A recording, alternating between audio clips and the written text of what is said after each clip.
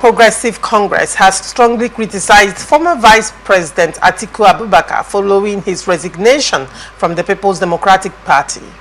APC National Publicity Secretary Felix Morka accused Atiku of being driven by a selfish and obsessive presidential ambition, claiming he has repeatedly abandoned parties in pursuit of personal political gain.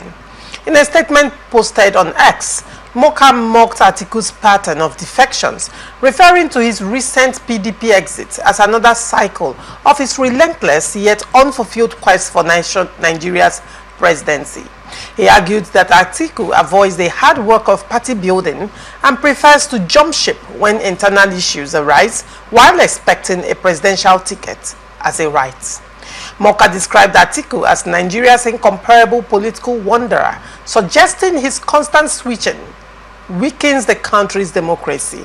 The APC's response comes amid wider political realignments as opposition figures, including Atiku, form a coalition under the African Democratic Congress to challenge President Tinubu in 2027.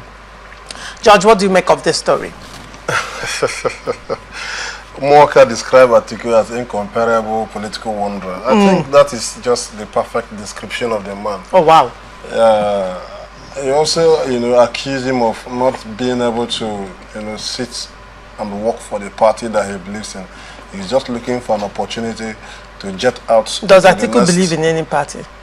I mean, for a member of a party, for such a high-profile politician of a party, you understand that a party is made up of people, and wherever people gather, there must be some kind of disagreement. So, disagreement within political parties, are expected from time to time. As a leader, he's expected to sit there and see how he can resolve some of those intractable issues. But unfortunately, Atiku, for him, the only thing is to contest. He has this entitlement to contest for presidency. So whenever he sees that a particular political party that he belongs is having some kind of internal issues, or he doesn't see their chances, the party's chances of emerging as in winning the next election, he jumps ship. This is not the first time. It's a serial, defector from one party to another. So what Morka has said here is not new to Nigerians. Nigerians are aware. Unfortunately, in this side of the world, people don't actually look at the characters of some of these individuals, to vote. What they look at is just for whoever that can take care of one or two at the moment. They don't look at the character. For someone who has been a serial defector from one political party or geared towards contesting the presidency, to which he has lost all. It's not as if maybe he's doing this based on, it's just because he wants to contest and nothing more. And whenever he goes to the party and contests, he does not stay back to build the party to become formidable. Just waiting for every election cycle to jump to any available, political party to contest. For me, that is wrong. That has not shown leadership. Let me ask you a simple question. When you say that has not shown leadership, let's go back to when Atiku contested for the presidential ticket. He contested against Buhari, and Buhari emerged as the party flag bearer for APC. Recall that Atiku had left PDP to contest for that presidential ticket under APC, and he contested against Buhari. And when Buhari emerged, do you recall Atiku at any point in time supporting Buhari's campaign as a member of APC at that time? Well, I wouldn't know if he supported the ambition of President Buhari in that 2015 election. I wouldn't know. But like I said, this is a man whose entitlement is only to contest the presidency. Nothing, that or nothing. Where that does not happen, you will see him not putting his weight behind any candidate that emerges. It's obvious. The reason for movement from the PDP to ADC is because he has said that the PDP may not be able to hand over the ticket to him, following what happened the last time. So he has gone to the new party, ADC, just because he wants to contest. And for me, I think this is his last bet for that ticket. Why do you say it's his last bet? No, age has come. If you looked at his movements on his visit to Buhari's home in Daura, following Buhari's burial, you see that stress is written all over him. Age has caught up with him and all that. So when you look at that, you know that 2020, we are talking about 4 years period. If he does not win in 2027, What that means is that it will take him to 2031. Add to his current age today, he will not be that young enough to have the energy to even go from state to state to campaign for. All right. Now, Felix Morka, when he was speaking, made a point that I would want you to, look into. He said that Atiku avoids the hard work of party building and prefers to jump ship when internal issues arise while expecting a presidential ticket as a right.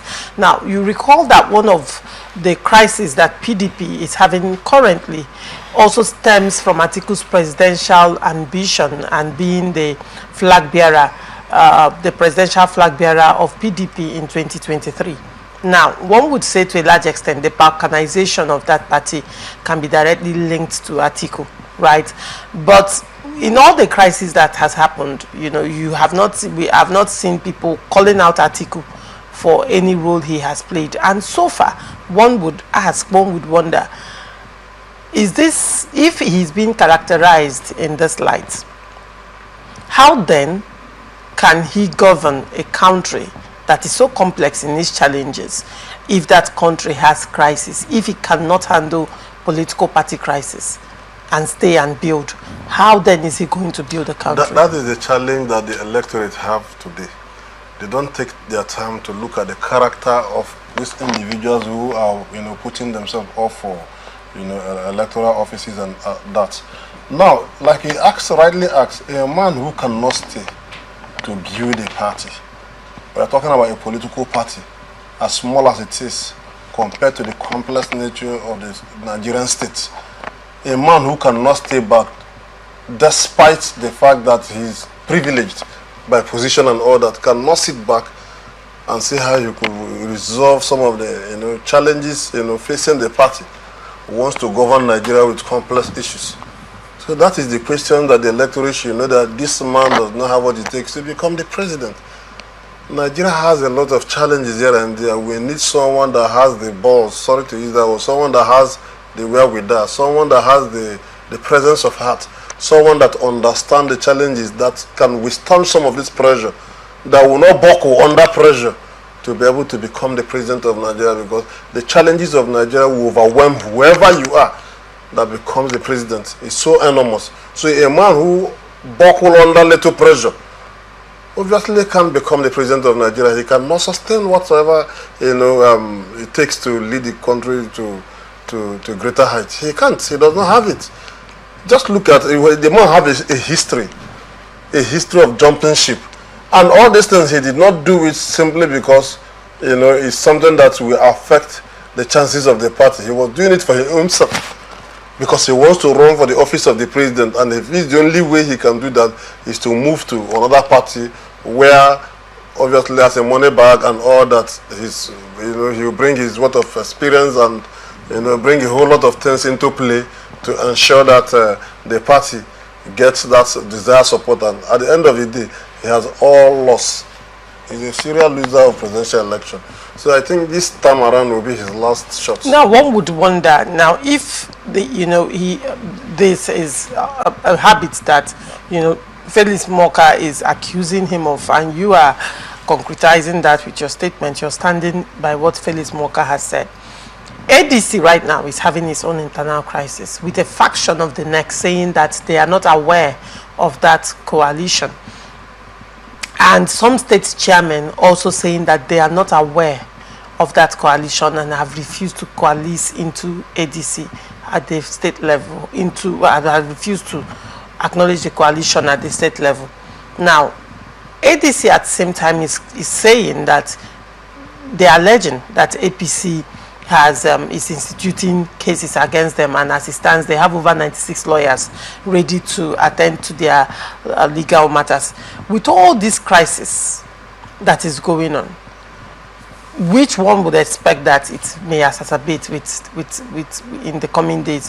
How do you see Atiku Abubakar able to sit still and face this internal crisis, mend it in order to, float his presidential ambition? Do you see that happening this time around? I will tell you the truth, Lorenza. What you just explained here is not really a problem for the ADC. Okay. It's never a problem. ADC is a party that is not known before now. I recall some time ago I was on your show here. We had the other state chairman also was saying that they were targeting how many million votes? Some state chairman. Back, that they were targeting. In fact, yes. they were expected to win the 2027 election, presidential election. They were targeting. That was the national chairman that was saying that. This has come to play. What that means that the national chairman had that prior notice that there will be coalition using the ADC. I hope you're aware that this is not the first time that ADC is coalescing. You know, Obasanjo, I think in 2015, had also had a merger with his own coalition, had a merger with the same ADC, and that merger failed after 3 months.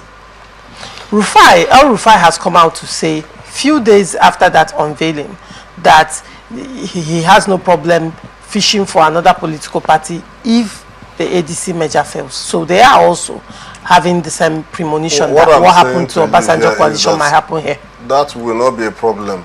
This is like, a party that is looking for an opportunity to, win the presidency. So at the level where it is today, the moment it has come down that the election is about to, commence, whatever differences they have, they will resolve. Just the sole target is let's, win this election against Tinubu, and whatever that will be settled after that. So that is usually. Have you considered the influence? I mean, prior to this time, there have been allegations, there have been allegations tabled against the APC with respect to one-party state and political interference in political parties. Yes. ADC already is pointing fingers at APC that they are the ones now, inciting the crisis they are having internally. When you say ADC, are you talking about the aggrieved people in ADC or those ones that moved into ADC? Which one? The people that moved into ADC, the coalition at this point is pointing, alleging that APC wants to destabilize the exactly. Party and all that. They are alleging that already. There's still nothing wrong if that is what the APC is doing. Politically, yes, there's still nothing wrong. No way. This is. So do you see the APC taking advantage of the aggrieved members to cause further crisis in ADC? Like I said, there's nothing wrong if that is what the APC is. I'm saying this on air. There's nothing wrong. See, this is like a chess game. We call it political chess game. While you're calculating, I'm on this side calculating on how to, make sure that I run out of space and all that. What matters at the end of the day is who wins the election. The election will be conducted at the end of the day. So if they cannot put their hearts together in order, and they allow an outsider to come to their party, their house to balkanize it, then why would you want to blame the outsider who wants to secure its own side? Let them put their house in order. So blaming APC, trying to balkanize their party, causing internal commotion, that does not affect the APC in any way. It is a race between these two. So put yourself together and see how you can win them. So for you, APC is playing the card. I said if that is what they are doing, it's not wrong. It's politics. It's politics so at the end of the day. What I am getting, you're speaking as a politician right now, and what you're saying is there's that no sentiment in this business. You're saying that all is fair in love and war. Yeah, that is exactly what it is. There's no sentiment in this business. In politics, there's no morality. Now, if standing on what you have said, if that it comes to play, how then do you say that the internal crisis in ADC is not going to be a problem? No, what I'm trying to say here is that at the end of the day, those who actually want to, upstage Tinubu will have their way. Why this? See, this is the assuming without considering that the APC is actually the one behind the crisis in ADC. They will be doing that all just to delay them so that they will not have time to campaign, to reach out to Nigeria and the electorate and all that, majority of the people that will vote them. When they have that internal crisis, it will make them to be running from pillar to pole and all that. So, but at the end of the day, election will still hold and ADC will present a candidate. So what we are saying is that if ADC allow themselves to be weakened to the point of the election day or a week before the election, their chances of winning Tinubu will be so slim. Right. So it is for them to make sure that they put all things in check to ensure that the outsider does not encroach into their party to cause commotion. So if the opposition is doing it, I don't see anything wrong in that. This is politics, war. War unquote. All right, political war. Yeah, political war unquote. So it's anybody that upstage the other takes. All right. That's what it is. All right, very well.